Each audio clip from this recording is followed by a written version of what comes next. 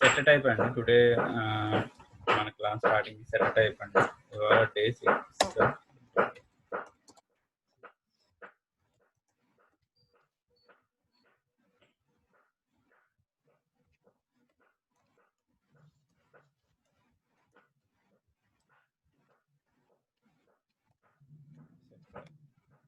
So set టైప్కి ఎప్పుడు వెళ్ళాలి? జనరల్గా సెట్ అనగానే సింపుల్ డెఫినేషన్ అండి. ఓకేనండి. It is an immutable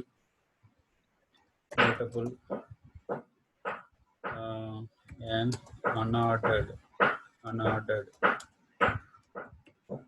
collection of unique elements.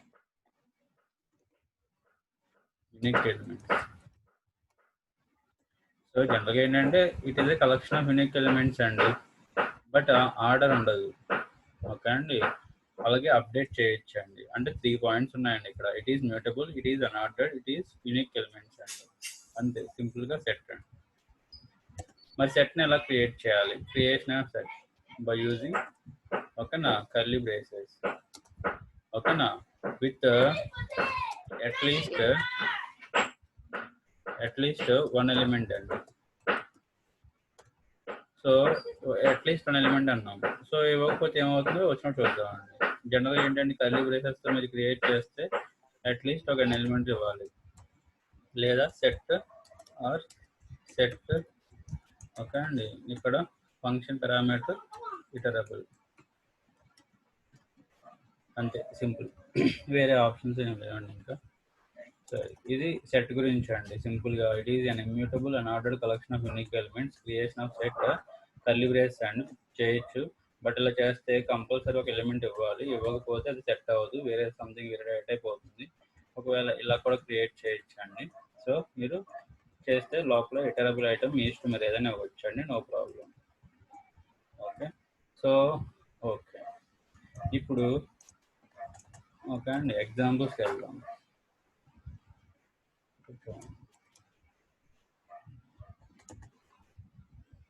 So something S equal మనం ఏమంటున్నాం అండి, కర్లీ బ్రేస్ అన్నామండి. ఏం ఎలిమెంట్ ఇవ్వలేదు. సో టైప్ ఆఫ్ ఎస్ అనండి. So it is dictionary. ఓకేనా, ఎక్కువగా యూజ్ చేస్తుంది డిక్షనరీ. సో అందుకనే కామన్గా అది కర్లీ బ్రేస్ అనగానే మీకు ఆటోమేటిక్గా డిక్ట్ టైప్లోకి వెళ్ళిపోతుందండి. సో అందుకనే ఒకవేళ డిఫైన్ చేస్తే మీ ఇష్టం అట్లీస్ట్ ఒక ఎలిమెంట్, అది ఏ ఎలిమెంట్ అయినా ఇచ్చుకోండి, నో ప్రాబ్లం. ఇంటా ఫ్లోటా స్ట్రింగా ఏదైనా ఇచ్చుకోండి, no problem. So type of s set అండి. సారీ, సెట్ని క్రియేట్ చేసే విధానం, లేదా సెట్ ఎస్ ఓకేనా. Some x equal to set function. X అంటే ఎంటీ సెట్. మీరు అబ్జర్వ్ చేస్తే ఎంటీ సెట్ చూడండి ఎలా వచ్చిందో, సెట్ ఆఫ్ అని వచ్చింది. That is nothing but empty set. Okay. For example type of x అన్నాం అనుకోండి, సెట్. ఇలా ఇచ్చినప్పుడు ఇక్కడ మీరు ఏంటండి జావా అని ఇచ్చామండి. ఒకసారి అబ్జర్వ్ చేయండి.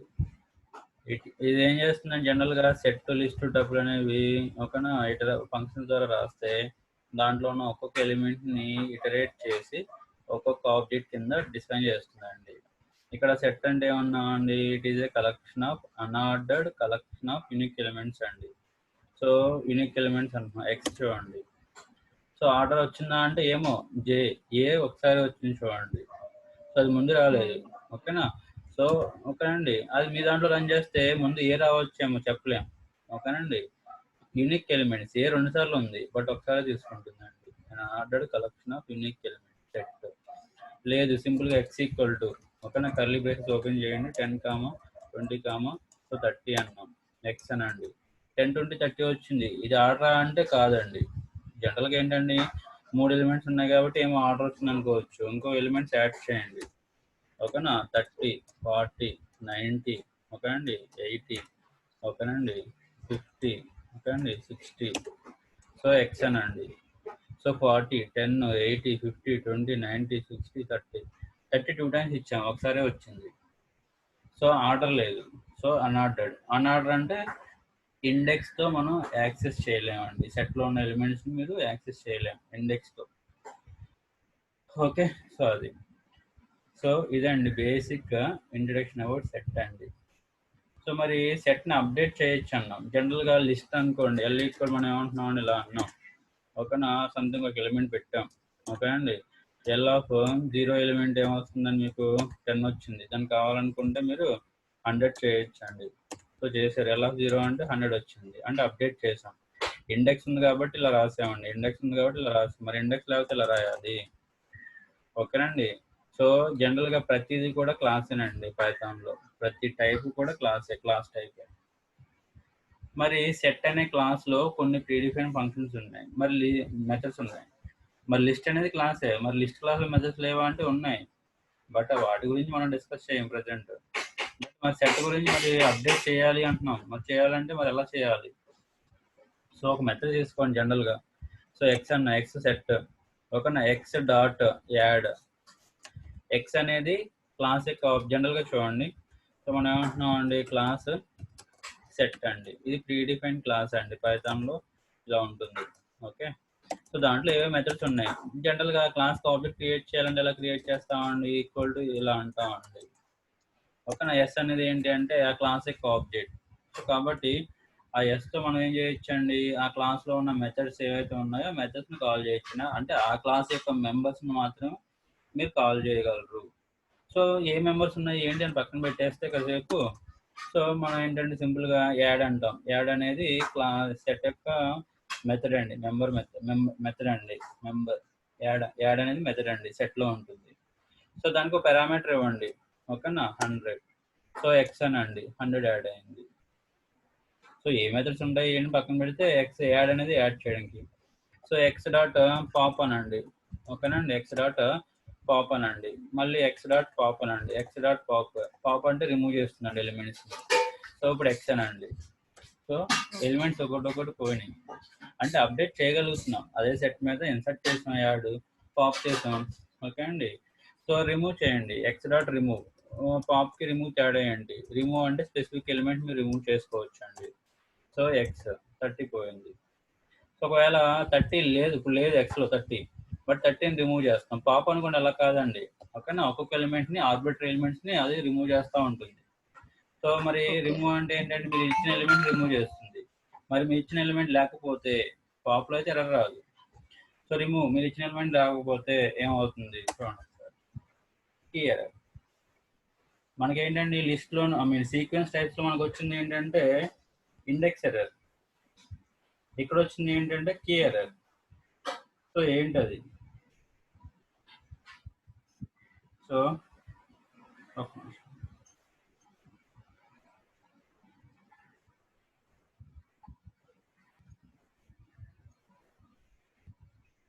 సో కీ ఎర్రర్ 30, ఆ కీ లేదు అంటే ఏంటండి సెట్లో, ఓకేనా, ఇంటర్నల్గా మీకు ఏంటంటే కీస్ని హ్యాషింగ్ అల్గారిథం అనేది ఉంటుందండి. ఇంటర్నల్గా హ్యాష్ కోడ్ బేస్ చేసుకుంది సమ్ కీస్ జనరేట్ చేస్తుందండి. ఆ కీ ఉందా అంటే లేదు. సో దానివల్ల ఏమవుతుందని మీకు వచ్చారు కీ ఎర్రర్. సో అలాగే మీరు ఇక్కడ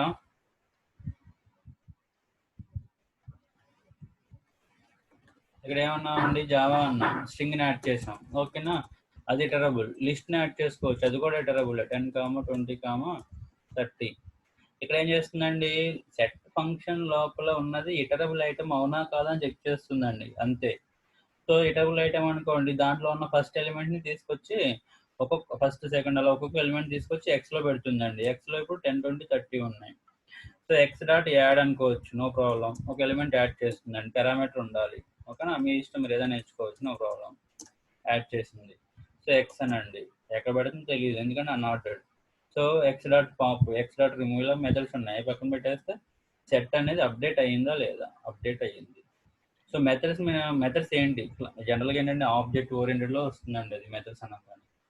సో మనకు జస్ట్ బేసిక్ ఐడియా కోసం ఏమంటున్నాం అండి, క్లాస్ క్రియేట్ చేసాం, దానికి ఏంటంటే మనం ఒక ఆబ్జెక్ట్ క్రియేట్ చేస్తాం, ఆ ఆబ్జెక్ట్ ద్వారా క్లాస్లో ఉన్న అలా క్లాస్ మెంబర్స్ని, ఓకే అండి, దాని పేరెంట్ క్లాస్లో ఉన్న మెథడ్స్ని మనం యాక్సెస్ చేయొచ్చు. సో అది బేసిక్, ఓకేనా, introduction, basic concept of object oriented అండి, ఆబ్జెక్ట్ ఓరియంటెడ్ కాన్సెప్ట్ అండి అది. సో అది, సో ఎందుకు మరి మన అన్నాడు కదా, ఆర్డర్ లేదు కాబట్టి మనం ఏం చేస్తామండి, సో దాన్ని మనం ఓకేనా మెథడ్స్ ద్వారా మనం యాక్సెస్ చేస్తామండి. సో ఇది బేసిక్. అలాగే ఇంకొక పాయింట్ ఏంటి అంటే సెట్లో మీరు గమనించాల్సింది ఇట్ ఫాలోస్ హ్యాషింగ్ అండి. ఓకేనా ప్రతిదానికి యూనిక్ హ్యాష్ కోడ్ ఉంటుంది. అంటే డూప్లికేట్స్ అనేవి జనరేట్ అవ్వవు. బట్ లిస్ట్ అనేది ఏంటంటే డూప్లికేట్ వాల్యూస్ ఉంటాయి. ఒకవేళ మీరు సెట్ని ఇలా క్రియేట్ చేసేటప్పుడు దీని లోపల ఎటువంటి ఎలిమెంట్స్ ఇవ్వకూడదు. సో 10, 20 రెండు ఇంటిజర్స్ అండి, నో ప్రాబ్లం. ఓకే అండి. సో ఫ్లోట్ వాల్యూ ఓకేనా, ఇది నెంబరే, okay no problem. String no problem, ఓకేనండి. తర్వాత టపుల్ నో ప్రాబ్లం, ఓకేనండి. సో బైట్స్ ఓకేనండి, నో ప్రాబ్లం. బైట్ అరే ఇవ్వకూడదు, లిస్ట్ ఇవ్వకూడదు. అప్డేట్ అయ్యే ఎలిమెంట్స్ ఏవి కూడా కర్లీ బ్రేసెస్లో మీరు ఇవ్వకూడదండి. ఇవన్నీ కూడా అప్డేట్ కానివి. అప్డేట్ అయ్యేవి ఏంటి, లిస్ట్ అంటే సెట్లో మనం లిస్ట్ పెట్టవచ్చు అండి, ప్రాబ్లం లేదు. లిస్ట్ని ఎలా క్రియేట్ చేస్తాం, ఎలిమెంట్స్ ఇచ్చుకోండి, ఇవ్వకపోయినా పర్వాలేదు, ఎందుకు లిస్ట్ ఉంది కాబట్టి ఇలా పెట్టండి. అన్హ్యాషబుల్ టైప్ లిస్ట్ అండి, ఓకేనా. అంటే హ్యాషింగ్, అక్కడ హ్యాషింగ్ ఉండదు. సో అన్హ్యాషబుల్ టైప్స్ మీరు లిస్ట్లో ప్రొవైడ్ చేయకూడదు. ఓకే, సెట్లో ప్రొవైడ్ చేయకూడదు. ఓకే అండి. మరి ఇందాకడ పైన ఒక పాయింట్ చెప్పామండి, ఏది ఇది సెట్ ఫంక్షన్కి లిస్ట్ని పారామీటర్కి పంపించామండి, నో ప్రాబ్లం. బట్ ఇక్కడ ఏంటండి కర్లీ బ్రేసెస్ ద్వారా మీరు క్రియేట్ చేస్తున్నప్పుడు సో దాంట్లో మీరు లిస్ట్ని ఇవ్వకూడదు. అది ఎందుకంటే అది ఆటోమేటిక్ యాజ్ ఈజ్ లిస్ట్ కింద తీసుకుంటుంది. ఇక్కడ ఏంటంటే సెట్ పారామీటర్ అది ఏదైనా ఉండి బట్ అది ఇటరబుల్ అయి ఉండాలి. అదేం చేస్తుందండి, ఒక్కొక్క ఎలిమెంట్ బయట తీసుకొస్తుంది. ఒక్కొక్క ఎలిమెంట్ బయట వచ్చినప్పుడు 10 అనేది ఇంటీజర్, 20 అనేది ఇంటీజర్, 30 అనేది ఇంటీజర్, అవన్నీ కూడా ఇమ్యూటబుల్. ఓకేనా, ప్రాబ్లం లేదు. సో మీ పాయింట్ ఏంటంటే ఈ పాయింట్ గుర్తుపెట్టుకుంటే సరిపోతుందండి, అన్హ్యాషబుల్ టైప్స్ మీరు ఇవ్వకూడదు అని. అంతే. ఇక్కడ మీరు ఏంటంటే సెట్ని క్రియేట్ చేసినప్పుడు మీరు గుర్తుపెట్టుకోవాల్సిన పాయింట్స్ అండి.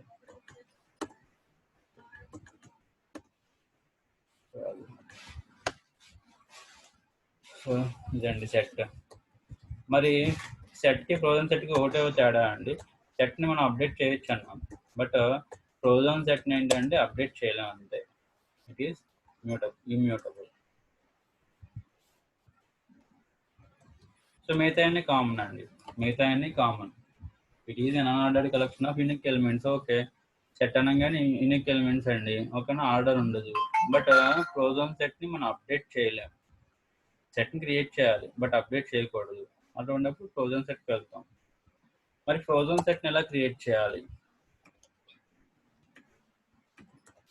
ఫ్రోజన్ సెట్ అంతే.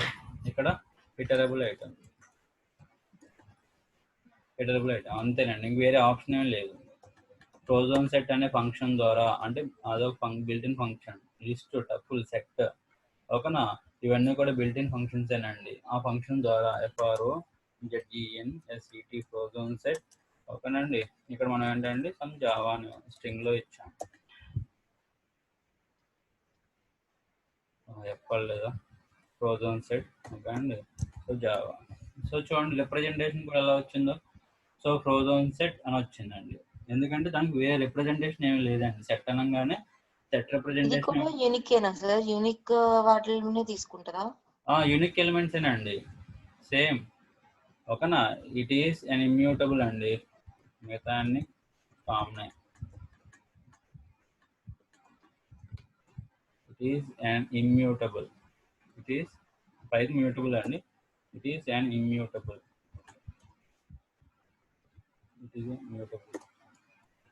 It is an immutable unordered, okay అండి, ఓకేనా, కలెక్షన్ ఆఫ్ యూనిక్ ఎలిమెంట్స్ అండి. ఓకే.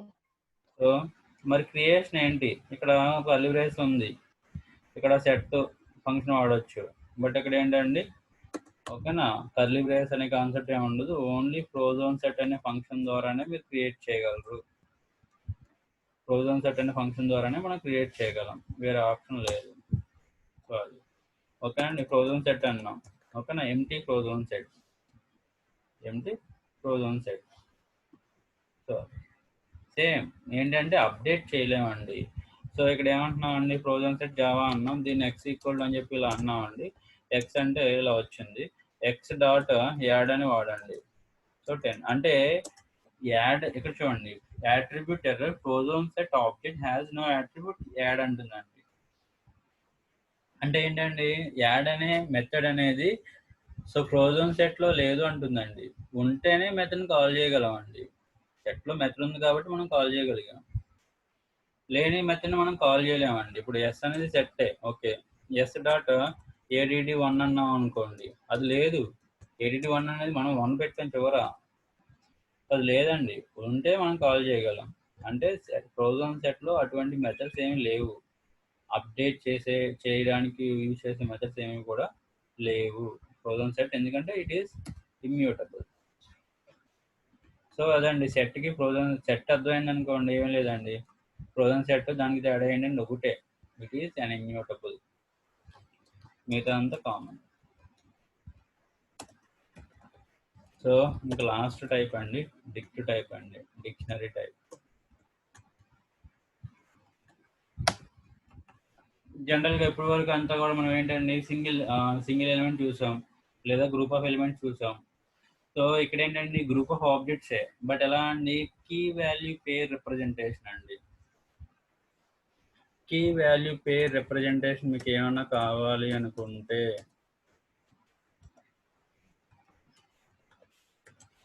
కీ వాల్యూ పేర్ రిప్రజెంటేషన్ మీకు ఏమన్నా కావాలి అనుకుంటే then we should go for dictionary type అండి. జనరల్గా డిక్షనరీ అంటే అదే కదండి, కోడ్ ఉంటుంది, మీనింగ్ ఉంటుంది. అటువంటి రిప్రజెంటేషన్ ఒకవేళ మీ యొక్క ప్రాజెక్ట్లో లేదా మీరు చేసే అప్లికేషన్లో ఉంటే, సో అప్పుడు మనం ఏం చేస్తామండి, ఓకేనా, డిక్షనరీని క్రియేట్ చేసుకుంటాం. మరి డిక్షనరీని ఎలా క్రియేట్ చేయాలి, బై యూజింగ్ కర్లీ బ్రేసెస్ అంతే. ఇంకా విత్ 1 ఎలిమెంట్ అయ్యేం లేదండి, జస్ట్ కర్లీ బ్రేసెస్ లేదా డిక్ట్ ఫంక్షన్ అండి. సారీ, కీ వాల్యూ పేర్ రిప్రజెంటేషన్. డిక్షనరీ అనేది అప్డేటబుల్ అండి, సో అప్డేట్ చేసుకోవచ్చు అండి కావాలనుకుంటే. అలాగే ఇక్కడ కీ వాల్యూస్ అంటున్నాం కదా, సో కీ వాల్యూ రిప్రజెంటేషన్ అంటున్నాం కదండి, key must be unique keys ఉంటాయండి, అంటే డూప్లికేట్స్ ఉండవు. వాల్యూ మే బి డూప్లికేట్ అండి. ఓకే. సో అది like registration number, student names అండి. రిజిస్ట్రేషన్ నెంబర్ అనేది ఒక యూనివర్సిటీలో ఒక యూనివర్సిటీనే తీసుకోండి, ఓకే అండి. కాలేజ్, దానికి ఎఫిలియేటెడ్ కాలేజెస్ ఉంటాయి. ఏం చేసినా కానీ బీటెక్, ఓకేనా, ఫస్ట్ ఇయర్ అనుకోండి, ఓకే అండి, రిజిస్ట్రేషన్ నెంబర్స్ ఉంటాయి. సో ఏ కాలేజీ, ఏ university, Nagarjuna university or something Andhra university అనుకోండి. ఒక యూనివర్సిటీలో ఒక B Tech first year student colleges ఎన్ని ఉన్నా కానీ అందరు రిజిస్ట్రేషన్ నెంబర్స్ యూనిక్గా ఉంటాయి. నేమ్స్ అనేవి ఏమో 10 నేమ్స్, ఓకే అండి, 10 ఒకటే నేమ్ 10 రిజిస్ట్రేషన్ నెంబర్స్ ఉండొచ్చు, ఓకే అండి. అంటే వాల్యూ అనేది డూప్లికేట్ ఉండొచ్చు. అంటే like registration number and student name అండి. రిజిస్ట్రేషన్ అన్నప్పుడు కూడా కీ కింద తీసుకుంటాం. అలాగే user name or user ID అనేది యూనిక్ అండి. పాస్వర్డ్ అనేది ఏమో చెప్పలేము, ఒక్కొక్కరు ఇప్పుడు మీరు పెట్టిన జీమెయిల్ పాస్వర్డ్, నేను పెట్టిన జీమెయిల్ పాస్వర్డ్ మ్యాచ్ అవ్వచ్చేమో మేబీ, ఓకే అండి. బట్ యూజర్ నేమ్స్ అనేవి యూనిక్గా ఉంటాయి. So keys must be unique అండి. అటువంటి సినారియో మనం ఏంటంటే యూజర్ నేమ్, పాస్వర్డ్, అది registration number, registration number, student name, ఓకేనా, ఇలా ఇటువంటి సినారియోస్లో మనం ఏంటంటే డిక్షనరీ టైప్కి వెళ్తాం. సో మరి ఎలా క్రియేట్ చేయాలి? సో ఇక్కడ ఏమంటున్నాం అండి, సమ్ డి ఈక్వల్ టు మనం ఏమంటున్నాం అండి, ఇలా అన్నాం అండి, డిక్ట్ టైప్ అండి. టైప్ ఆఫ్ డి అంటే ఏమొస్తుందంటే డిక్ట్ అండి. టైప్ ఆఫ్ డి అంటే ఏమొస్తుందండి, డిక్షనరీ. మరి వాల్యూస్ ఎలా రిప్రజెంటేషన్ చేయాలి? కీ మస్ట్ బి యూనిక్ అన్నాం కదండి. యూనిక్ ఎప్పుడైతే వచ్చిందో ఇట్ మస్ట్ బి హ్యాషబుల్.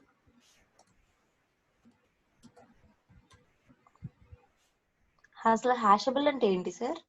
సో జనరల్గా ఏంటంటే మనకి ఇమ్యూటబుల్ ఆబ్జెక్ట్స్ ఉన్నాయి చూడండి, అవన్నీ కూడా ఏంటంటే ఇంటర్నల్గా మీకు అక్కడండి ఆ ఆబ్జెక్ట్ స్టోర్ అవ్వడానికి సమ్ హ్యాష్ టేబుల్ జనరేట్ చేసుకుంటుందండి ఇంటర్నల్గా మెమరీలో, ఓకే అండి. ప్రతి ఒక్క వాల్యూకి ఏంటంటే ఒక హ్యాష్ కీ అనేది జనరేట్ అవుతుందండి. డూప్లికేట్ హ్యాష్ కీస్ అనేవి ఏంటండి, లైక్ అడ్రస్ లాగా, అడ్రస్ లాగా. అడ్రస్ లాగా. ఓకే. ఓకే అండి. డూప్లికేట్స్ వాల్యూస్ ఉండవు. అది లిస్ట్ తీసుకున్నాం అనుకోండి. లిస్ట్ ఏంటండి ఓకేనా ఇండెక్స్ బేస్ చేసుకొని ఫార్మ్ అవుతుందండి. అక్కడ ఏంటంటే ఒక్కొక్క ఇండెక్స్ ఒక వాల్యూ ఉంటుంది. సో వాల్యూ మేబీ డూప్లికేట్ ఉండొచ్చు. సో అదండి. ఇప్పుడు ఇలా అన్నాం కదా, డి ఈక్వల్ మనం ఏమంటున్నాం అండి కర్లీ బ్రేసెస్ ఓకే అండి. కీ అంటున్నాం కదా, కీ మస్ట్ బి ఒక యూనిక్ అంటున్నాం కాబట్టి అది ఇమ్యూటబుల్ ఆబ్జెక్ట్ అయ్యే ఉండాలి. జనరల్గా నెంబర్ తీసుకోండి 101 పెట్టాలండి. 101 మనం ఏమంటున్నాం అండి double quotations registration number mail ID or something user name something John comma 102 ఓకేనండి. సో సమ్ నేమ్ మిల్లర్ ఇలాగా. సో డి అంటే చూడండి రిప్రజెంటేషన్.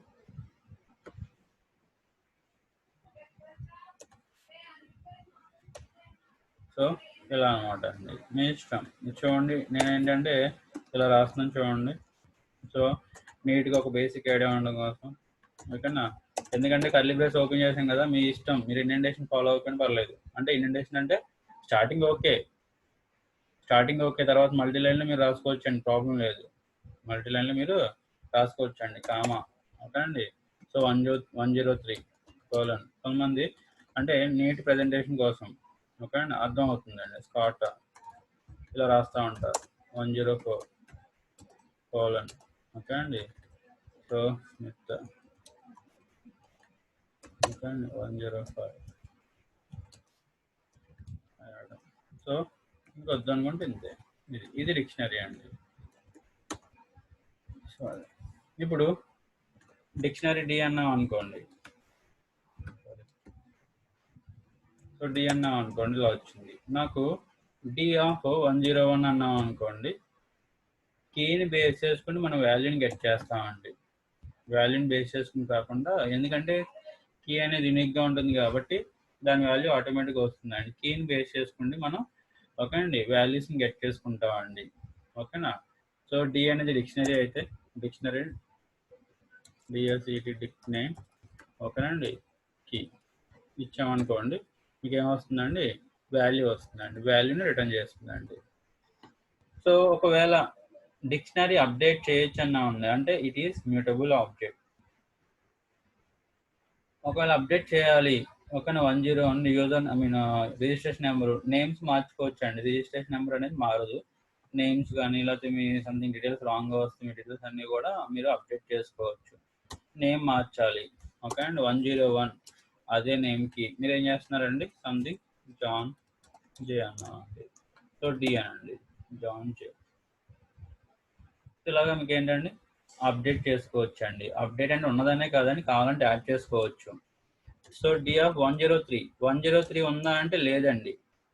జనరల్గా డి ఆఫ్ కీ ఇచ్చామనుకోండి, ఆ కీ వాల్యూ కీ ఉంటే దాని వాల్యూ వస్తుందండి, లేకపోతే కీ ఎర్రర్. ఇప్పుడు ఒకవేళ ఆ కీ ఉందో లేదో మనకు తెలియదు. నేను డైరెక్ట్గా ఏం చేస్తున్నానండి ఇలా వాల్యూ అసైన్ చేస్తున్నాను. ఇప్పుడు ఒకసారి చూడండి. ఇప్పుడు ఇక్కడ ఏంటి అంటే 103 అనే కీ ఉంటే ఆ కీకి వాల్యూ అప్డేట్ అయిపోతుంది. ఒకవేళ కీ లేకపోతే కొత్త కీ అనేది కొత్త ఐటమ్ అనేది జనరేట్ అవుతుందండి. So 103 Scott. ఒకవేళ ఉందనుకోండి మీకు ఏమవుతుందండి అప్డేట్ అయిపోతుంది. సో అంతే, డూప్లికేట్ కీస్ అనేవి జనరేట్ అవ్వవు. మేబీ డూప్లికేట్ వాల్యూస్ ఉండొచ్చు 104 ఓకేనండి. స్కాట్ డి అనండి. వాల్యూస్ అనేవి డూప్లికేట్ అవ్వచ్చు అండి, బట్ ఓకే అండి. సో నేమ్స్ అనేవి కీస్ అనేవి డూప్లికేట్ ఉండవు. సింపుల్గా అండి డిక్షనరీ కీ వాల్యూ పేర్ రిప్రజెంటేషన్ ఓకేనండి. అలాగే ఇంకో పాయింట్ ఏంటంటే ఇక్కడ డి ఈక్వల్ మనం ఏమంటున్నాం అండి ఇలా అంటున్నాం కదా. సో నేను ఏమంటున్నానండి ఓకేనా, ఇక్కడ స్ట్రింగ్స్ తీసుకున్నాం. ఓకే తీసుకోండి. So John user name password password. So password ఇలా రాసానండి ఓకే అండి. సో మిల్లర్ అంటే స్ట్రింగ్స్ కూడా స్ట్రింగ్స్ తీసుకొని తీసుకోవచ్చు ఓకేనా. వాల్యూ ఏదైనా తీసుకోవచ్చు అని ప్రాబ్లం లేదు. ఓకే ఇక్కడ డౌట్ పడకూడదు, ఎందుకంటే కొంతమంది జనరల్గా ఏంటంటే 101 నేమ్ అన్నాం అనుకోండి, కీని నెంబర్స్ కీకి నెంబరే తీసుకోవచ్చా, లేదండి ఇష్టం ఏదైనా తీసుకోవచ్చు, బట్ అప్డేట్ కానిది తీసుకోవాలి, అంటే ఇమ్యూటబుల్ ఐటమ్స్ తీసుకోవాలి, ఇమ్యూటబుల్ ఐటమ్స్ తీసుకోకూడదు. ఆ ఎగ్జాంపుల్ కూడా చూడండి. సో డి ఈక్వల్ మనం ఏమంటున్నాం అంటే ఫస్ట్ దాని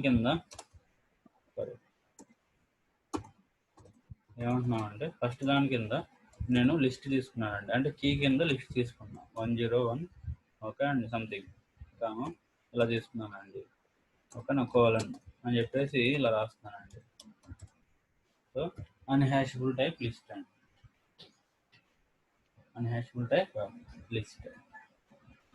ఓకేనా.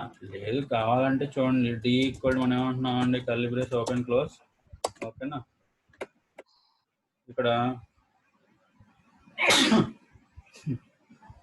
ఏమన్నాం అండి, డబుల్ కొటేషన్ సమ్ జాన్ అన్నాం అండి, కోలన్, ఓకే అండి.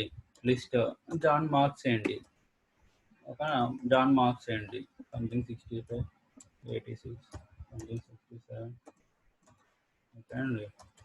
ఇలాగా మీరు తీసుకోవచ్చు అని ప్రాబ్లం లేదు, ఓకేనండి. సో నేను ఇలాగే తీసుకుందామని చూశాను అనుకోండి. సో ఇక్కడ ఏంటండి, కీస్ 3 కూడా ఒకలాగే ఉన్నాయి, ఓకేనా. నేను దాన్ని ఇక్కడ కాపీ చేశానండి,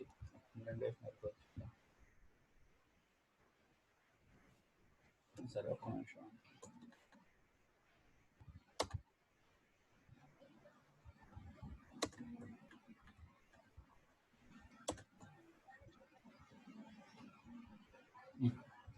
ఒక్క నిమిషం అండి, కామా పెట్టలేదు, ఓకే ఓకే తీసేస్తున్నానండి. సో తర్వాత ఇలా ఇచ్చానండి, ఓకే. డి అనగానే చూడండి ఒకటే వచ్చింది, ఎందుకంటే 3 కీస్కి ఓకేనా 3 సేమ్ వాల్యూ ఇచ్చానండి. ఏమవుతుందండి, లాస్ట్ ఏదైతే ఉందో అదే వస్తుందండి, ఓకేనా. అంటే డూప్లికేట్ కీస్ ఉండవు కాబట్టి ఒకటే వాల్యూ వస్తుంది. సో కీకి స్ట్రింగ్ తీసుకున్నా, వాల్యూ చూడండి లిస్ట్ తీసుకున్నా, నో ప్రాబ్లం. వాల్యూ మీరు ఏదైనా తీసుకోవచ్చు అండి, వాల్యూ ఏ టైప్ అయినా ఉండొచ్చు. కీ మాత్రం ఓన్లీ ఒక అప్డేట్ కానిది, అంటే ఇమ్యూటబుల్ కీస్ మాత్రమే తీసుకోవాలి. సో అంతే, ఆ పాయింట్ గుర్తుపెట్టుకుని సరిపోతుందండి. So key must be hashable or immutable, value may be duplicate, you can take any type అండి.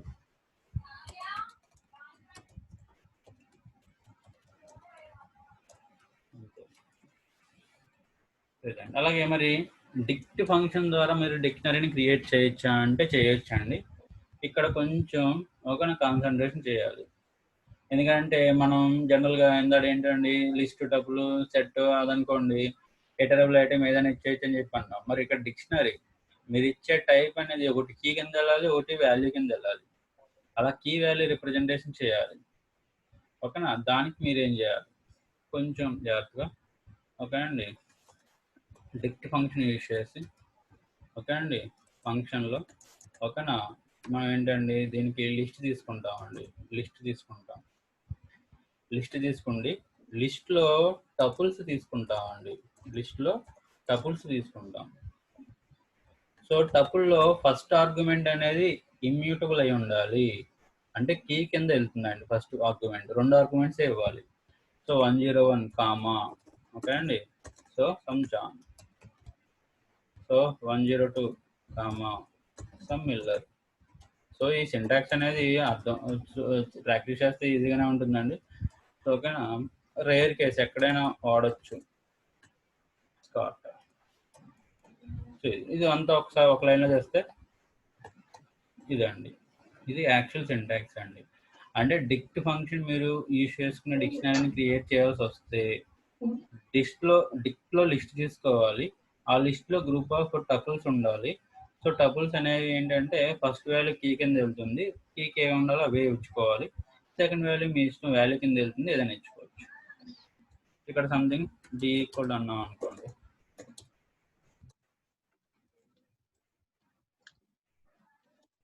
డి అనండి, సో వచ్చిందా 101 జాన్, 102 మిల్లర్, 102 స్కాట్, ఓకే అండి. ఏం లేదు, ఓకే. డిక్ట్ అనే ఫంక్షన్ లో కానీ మీరు బ్రేసెస్ ఎక్కడ ఎప్పుడు ఏ బ్రేసెస్ పెట్టాలి అనేది కన్‌ఫ్యూజన్ గా ఉంది సార్ మొత్తం. అది మీరు ప్రాక్టీస్ చేయాలండి. మీరు పైథాన్ అనేది ఈజీనే. బట్ సింటాక్టికల్ గా మీరు చాలా ఈజీ. బట్ ఏది ఎలా చేయాలనేది గుర్తుపెట్టుకుంటే సరిపోతుందండి. ఓకే. ఓకేనండి. నేను నేర్చుకున్నప్పుడు స్టార్టింగ్ లో సింటాక్స్ అలవాటు చేసుకున్నానండి. అలవాటు చేసుకోకపోతే ఏమైంది, స్టార్టింగ్ ఫస్ట్ టైం కన్ఫ్యూజ్ గా ఉండేది. ఓకే అండి. ఏం లేదు, మనకి ఓకే. ఏంటంటే ఆ సింటాక్స్ ఏం రాస్తున్నాము, ఎలా రాయాలి అనేది ఉంటుందండి. సో దాని ప్రకారం అలా రాసాం అనుకుంటే ఆటోమేటిక్గా అదే వస్తుంది. సో అంతే ఎందుకండి, ఈ సింటాక్స్ నేను ఎలా నేర్చుకున్నాను అంటే, సో జనరల్గా ఏంటండి, డి అన్నాం డిక్షనరీ, డి డాట్ ఐటమ్స్ అనే మెథడ్ ఉందండి. సో క్లాస్ మెథడ్స్ తర్వాత చెప్తామండి, ఇప్పుడు ఏం చెప్పుకోము. సో డి డాట్ ఐటమ్స్ ఉంది. ఒక నిమిషం madam. Okay.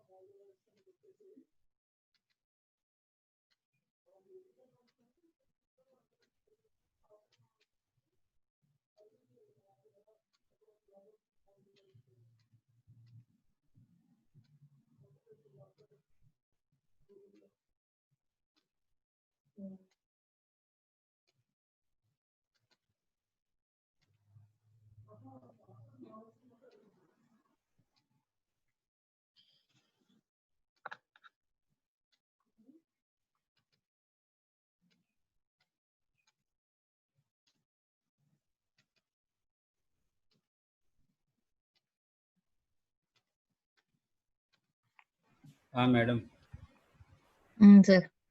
D dot items అంటే ఇలా వస్తుందండి. అది మెథడ్, అది ఐటమ్స్ అనేది. ఒకసారి ఏం లేదండి, ఓకే. దీన్ని సింపుల్ గా అక్కడ దాన్ని ఇక్కడ కాపీ చేసామనుకోండి.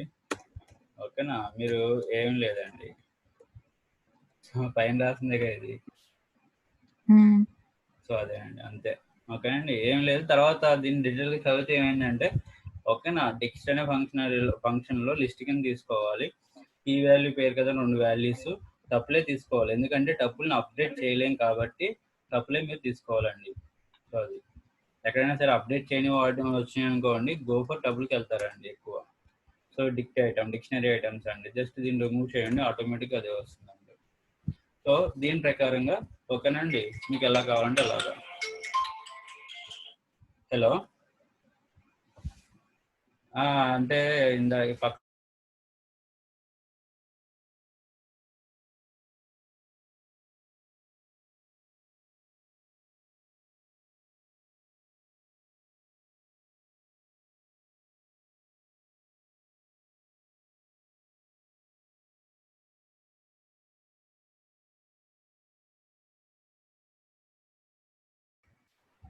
మేడం. హలో. హలో. సో ఇదండి అంతే, అంతకుమించి ఏమీ లేదు. సో జనరల్గా ఇది ఓకే వస్తుంది మేడం. మీరు ఏంటంటే ఒక్కసారి ప్రాక్టీస్ చేస్తే ఆటోమేటిక్గా సింటాక్స్లు గుర్తుపెట్టుకుంటే ఈ సరిపోతుంది. రోజే డౌన్లోడ్ చేశాను సార్ పైథాన్. ఓకే ఓకే అది ఒకసారి ప్రాక్టీస్ చేస్తాను. అంటే నాకు చేయండి. పైనంత వరకు ఓకే. సెట్, లిస్ట్ ఇదంతా అర్థమైంది. ఈ కిందకొచ్చే పాటికి ఆమె ప్రోగ్రామ్ లోకి ఎంటర్ అయ్యే కొద్దీ అదే పెడుతున్నాం మేడం. కదా, అన్ని యాడ్ అవుతాయి కదా. అవునండి. ఇప్పుడు డేటా టైప్స్ అయిపోయినాయండి. నెక్స్ట్ ఆపరేటర్స్ ఉంటాయి. అవి కూడా అయిపోయినాయి అనుకోండి, కంట్రోల్ స్టేట్మెంట్స్ వస్తాయి. సో ఇంక అలాగా వెళ్ళిపోతుందండి. అదే సో ఇవి డేటా టైప్స్ అండి. జనరల్గా ఇంకో టైప్ ఉందండి, నన్ టైప్. సో నథింగ్ అండి. I mean none type means nothing అండి. సో అది ఎప్పుడు వాడతాం అంటే మనం జనరల్గా వాడమండి, ఆటోమేటిక్గా చూడండి నన్ టైప్. సో జనరల్గా మనం ఏంటండి, ఏదైనా ఫంక్షన్ ఉందనుకోండి, ఓకేనండి, ఫంక్షన్ రిటర్న్ వాల్యూ ఉంటుంది. ఒకవేళ ఫంక్షన్ కంపల్సరీ రిటర్న్ వాల్యూ ఇవ్వాలా అంటే సిలో అయితే అవసరం లేదండి. ఇవ్వకపోతే మీరు ఏంటండి వాయిడ్ తీసుకుంటుంది. వాయిడ్ కంపల్సరీ పెట్టాలంటే పెట్టకపోయినా పర్లేదండి, ఫంక్షన్ ఓకేనా వ్యాలిడ్ సిలో. ఇన్ కేస్ ఆఫ్ జావా అనుకోండి, మెథడ్ కంపల్సరీ రిటర్న్ టైప్ ఉండాలి. ఏ టైప్ లేకపోయింది అనుకోండి వాయిడ్ కంపల్సరీ పెట్టాలి. అది సిలో వాయిడ్ పెట్టకపోయినా పర్లేదు, వర్క్ అవుతుంది. బట్ జావాలో రిటర్న్ టైప్ ఉంటే ఓకే, మీకు కావాల్సిన పెట్టుకోండి, లేకపోతే వాయిడ్ కంపల్సరీ పెట్టాలి. In case of Python no need అండి, but it internally return some value అండి. ఓకేనా. జస్ట్ ఒక ఎగ్జాంపుల్ అండి, ఫంక్షన్ క్రియేట్ చేస్తాం. జస్ట్ ఫంక్షన్ ఎలా క్రియేట్ చేస్తామండి, తీసేస్తే ఇక్కడ నేను ఏమీ రాయట్లేదండి, అలా ఏదో something some x equal to 10 అన్నానండి. ఇంతే, ఏం చేయలేదండి, వదిలేసేయండి. ఇప్పుడు ఈ ఫంక్షన్ కాల్ చేసామండి, లైక్ సిలో ఫంక్షన్ ఇలాగే కాల్ చేస్తాం. ఫంక్షన్ కాల్ చేసాం, ఒకవేళ దానికి రిటర్న్ వాల్యూ ఉందనుకోండి, మనం ఏం చేస్తామండి, సమ్ రిజల్ట్ ఈక్వల్ టు అని చెప్పేసి రాస్తాం. ఈక్వల్ టు అని చెప్పి ఇలా రాస్తామండి. ఇప్పుడు మీరు పైథాన్లో ప్రింట్ మనం ఏంటండి ఆర్ఈఎస్ అన్నాం అనుకోండి, ఓకేనా, మీకు ఏమవుతుందండి, ఆ రిజల్ట్లో ఉన్న వాల్యూ ప్రింట్ అవుతుంది ఒకవేళ రిటర్న్ టైప్ ఉంటే. ఇక్కడ రిటర్న్ టైప్ ఉందా, లేదు. మరి ఇలా రాయొచ్చా అంటే రాయొచ్చండి పైథాన్లో. జావాలో రిటర్న్ టైప్ ఉందనుకోండి, రిటర్న్ టైప్ ఉంటేనే మెథడ్ కాల్ చేసిన తర్వాత ఇలా పెట్టాలి. రిటర్న్ టైప్ వాయిడ్ పెట్టామనుకోండి, అక్కడ ఇలా రాయకూడదు. ఓకే, ఎందుకంటే రిటర్న్ టైప్ లేదు. But in case of Python ఏది రిటర్న్ చేయకపోతే ఇక్కడ మీకు నన్ వస్తుందండి, నన్నుని రిటర్న్ చేస్తుందండి, ఎటువంటి ఎర్రర్ రాదు. ఓకేనా. ఒకసారి మీరు పైథాన్ ఐడియల్లీ ఓపెన్ చేయండి. పైథాన్ ఐడియల్లీ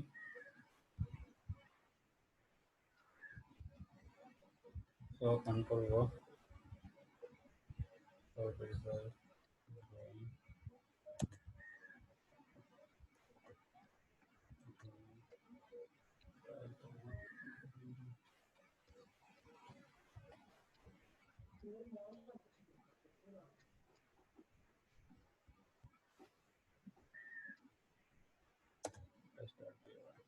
ఇక్కడ మనం డెఫినేషన్ మనం ఏమంటున్నాం, సమ్ ఫంక్షన్ తీసుకున్నాం అండి. సో సంథింగ్ దీంట్లో మీ ఇష్టం రాయండి, లేదా వదిలేసేయండి. సో నేను ఏం చేస్తున్నానండి, M1 కాల్ చేస్తున్నానండి. ఓకే, ప్రాబ్లం లేదు, జస్ట్ కాల్ చేశాను అంతే. ఓకే, అక్కడ ఏం ప్రింట్ ఏమైనా ఉందా అంటే ప్రింట్ స్టేట్మెంట్స్ ఏమి లేవు. ఓకేనండి. సో బయటకు వచ్చేసిన తర్వాత నేను ఏం చేస్తున్నానండి, ఎక్స్ ఈక్వల్ అని చెప్పేసి M1 అన్నానండి. ఇప్పుడు ప్రింట్ మనం ఎక్స్ అన్నాం అనుకోండి, యాక్చువల్గా ఏంటండి, ఈ ఫంక్షన్ లోపల ఏదైనా రిటర్న్ స్టేట్మెంట్ ఉంటే, ఓకేనా, రిటర్న్ స్టేట్మెంట్ ఉంటే ఆ రిటర్న్ వాల్యూ అనేది రిటర్న్ అవుతుందండి. ఈ రిటర్న్ స్టేట్మెంట్ లేదు. ఇప్పుడు ఒకవేళ రిటర్న్ చేసాం అనుకోండి 10 రిటర్న్ అవుతుందండి, 10 కాబట్టి. ఆ రిటర్న్ స్టేట్మెంట్ లేదు అంటే కామెంట్ చేయండి, కామెంట్ చేసాం, రిటర్న్ చేయండి. So none. ఓకేనండి, అది ఫంక్షనే కాదండి, రిటర్న్ అంటేనే వస్తుంది. రిటర్న్ అంటే రిటర్న్ వాల్యూ వస్తుందండి. సో మరి రిటర్న్ వాల్యూ లేదు, ఎర్రర్ చూపించాలంటే ఇక్కడ చూపిస్తుందండి. ఇక్కడ ఏంటంటే పైథాన్లో నథింగ్, నన్ను రిటర్న్ చేస్తుందండి. అంటే ఎప్పుడైతే మీకు ఆ నన్ను వచ్చిందో మీరు ఆ నన్న టైప్స్ మీద ఎటువంటి మీరు ఆపరేషన్ చేయలేరు. అంటే ఎక్స్ నుంచి మీరు ఏమి గెట్ చేయలేరు అని దాని అర్థం. ఈ బయట ఉన్న ఎక్స్ నుంచి మీరు ఏమి గెట్ చేయలేరు, అది ఎందుకంటే అది నన్ టైప్ కాబట్టి. ఓకేనా. సో అది, సో ఇది అండి, ఇది ఫంక్షనే కాదు, క్లాస్లో ఉన్న మెథడ్ కూడా రిటర్న్ టైప్ ఉంటుంది. సో క్లాస్లో ఉన్న మెథడ్ రిటర్న్ టైప్ లేదనుకోండి, నన్ను వస్తుంది. సో నన్ టైప్ మీద మనం ఏం చేయలేమండి. సో అది, సో ఇదండి, ఇవ్వండి డేటా టైప్స్. ఓకే ఒక 2 minutes అండి, వస్తాను. Okay sir.